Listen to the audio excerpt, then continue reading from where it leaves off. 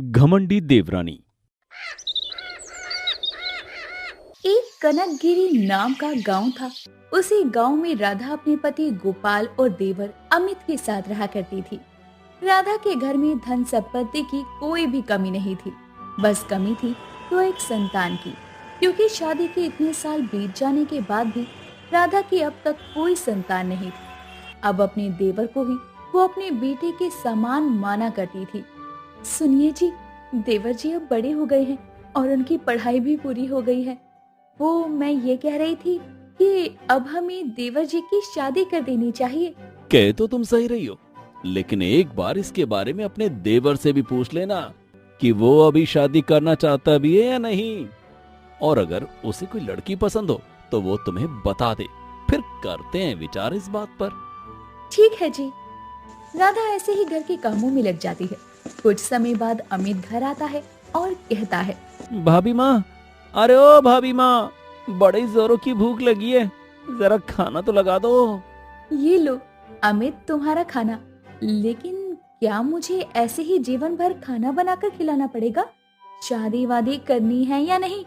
अगर तुम्हारे मन में कोई लड़की है तो मुझे बता दो।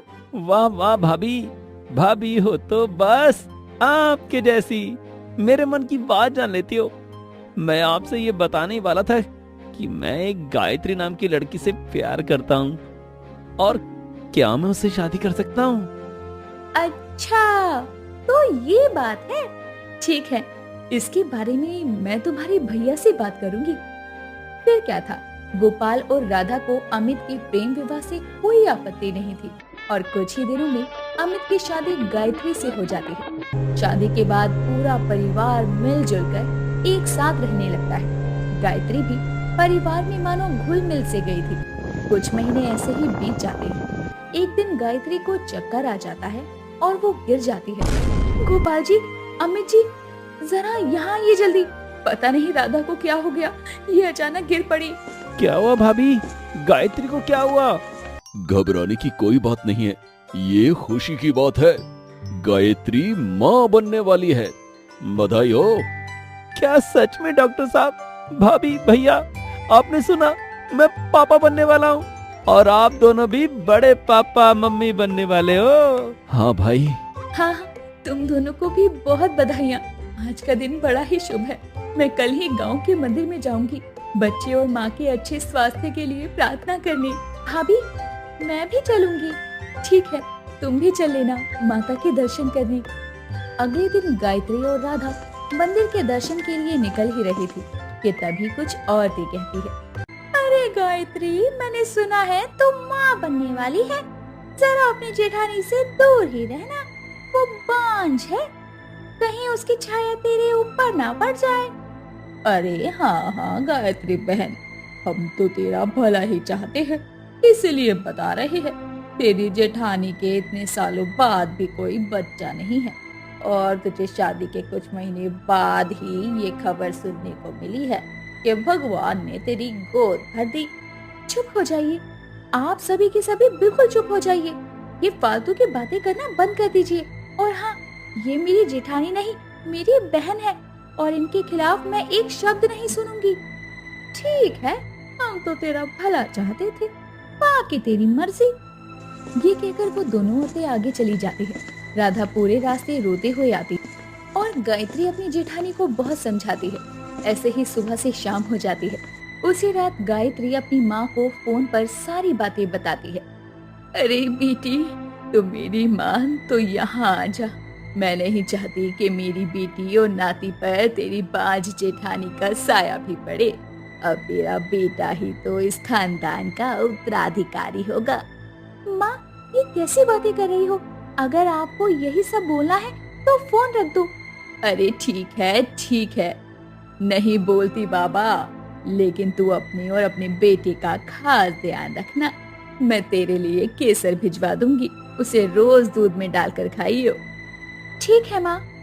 गायत्री बेशक से राधा को अपनी बड़ी बहन की तरह मानती थी, लेकिन लोगों और अपनी माँ की कही हुई बातें कहीं न कहीं गायत्री के मन में घर कर गई थी।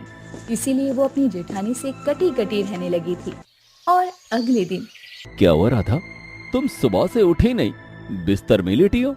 क्या बताऊं जी, मेरा जी मचल रहा है और चक्कर भी आ रहे हैं। रुको, मैं डॉक्टर को बुलाता हूँ। कुछ देर बाद डॉक्टर आता है और राधा की तबीयत को चेक करके बताता है। घबराने वाली कोई बात नहीं है। आपकी पत्नी पेट से है और उनका ये दूसरा महीना चल रहा है। मुबारक हो। भाभी, आप माँ बनने वाली हो। गोपाल भैया, आप पापा बनने वाले हो।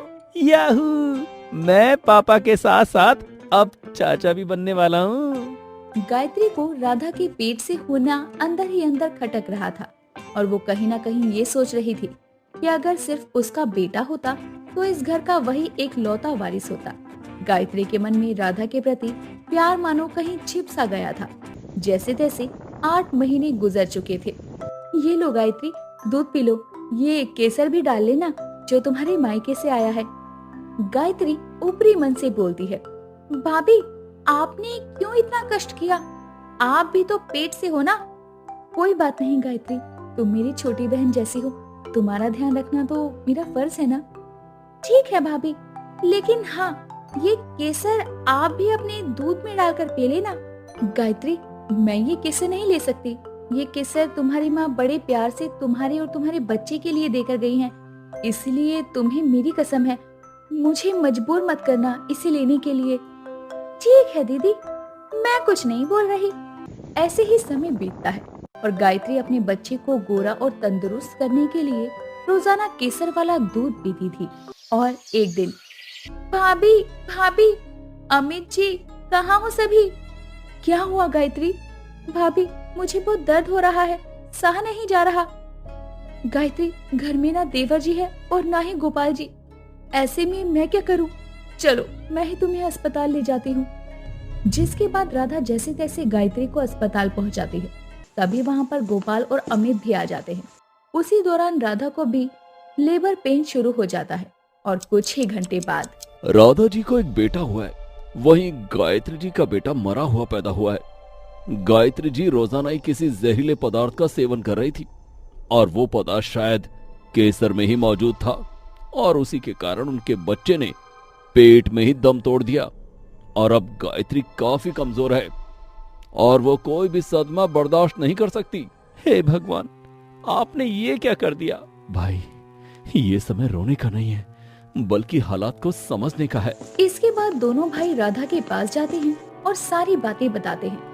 तभी राधा बोलती है, ये केसर तो गायत्री की माँ ने भेजा था गायत्री के लिए, लेकिन अब जो भी हो, इस बात का पता गायत्री को नहीं चलना चाहिए। ये भी कि गायत्री का बच्चा भी इस दुनिया में नहीं है। उसके उठने से पहले इस बच्चे को उसके पास रखाओ। जिसके बाद अमित रोते हुए उस बच्चे को उठाकर गायत्री के पास रख देता है। गायत्री जब होश में आती है तो अमित उसे सारी बात बताता है कि उसकी भाभी का बच्चा मरा हुआ पैदा हुआ। जिसके बाद सब घर आ जाते हैं और कुछ महीने बाद, भाभी हम दोनों एक ही छत के नीचे नहीं रह सकते। पर क्या हुआ मेरी बहन, और मुझसे कोई गलती हुई है क्या? नहीं, गलती तो मुझसे हुई है। इस घर में आकर आपने तो अपने बच्चे को ही खा लिया। कहीं आपकी अशुभ परछाई मेरे बच्चे को ना खा जाए। तभी वहाँ पर अमित आ जाता है और ये सारी बातें सुन लेता है और कहता है, गायत्री, तुम्हें मैं सच्चाई बताता हूँ कि असलियत क्या है। नहीं देवर जी। भाभी, आज आपको मेरी कसम, मुझे मत रोकिए। इसके बाद अमित गायत्री को सारा सच बताता है। सच सुनते ही गायत्री रोने लगती है और अपनी भाभी को गले लगाकर कहती है, भाभी मुझे माफ कर दीजिए। मेरे दिल में आपके लिए इतना जहर भरा था, लेकिन आपने हमेशा मेरे ऊपर अपनी ममता का साया ही बरसाया है। पागल, तुम मेरी बहन है और बहन की बातों का बुरा नहीं लगता। और हाँ, ये तेरा बेटा है और तेरा ही रहेगा। नहीं दीदी, ये मेरा बेटा नहीं है, हम सबका है। इसकी 2 माएं हैं और इसके 2 पिता भी हैं। उस दिन के बाद से पूरा परिवार एक साथ हंसी खुशी रहने लगता है।